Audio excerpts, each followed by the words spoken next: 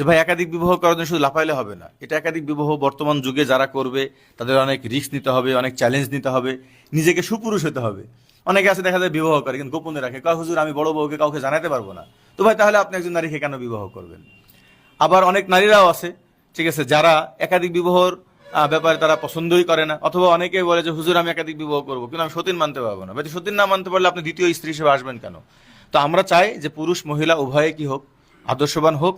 আলহামদুলিল্লাহ আমরা সকলকে দাওয়াত দেব যে আপনারাও যে যেখান থেকে পারেন একাধিক বিবাহের এই আদর্শকে মেনে নেবেন, শর্তের সাথে মেনে নেবেন। তবে যারা অনাদর্শিকভাবে করতে চাইবেন বা যারা ইনসাফ করতে পারবেন না ভাই, তারা কখনোই করবেন না, তাদের জন্য আমাদের এই দাওয়াত না। যদি কেউ করে না ইনসাফি করে, এটার দায়ভার আমি মুফতি মামুনুর রশিদের হবে না, আইএমবির দায়ভার না। আমরা পূর্ণ শরীয়ত নিয়ে কথা বলি। আর যারা আমাদের সাথে যুক্ত হতে চান এবং আমাদের এখানে প্রতিনিয়ত মেয়েরা যোগাযোগ করছেন এবং আলহামদুলিল্লাহ আস্তে আস্তে করতে থাকবেন, আপনারা আমাদের এখানে সদস্য হন। তো সদস্য হওয়ার নিয়ম হলো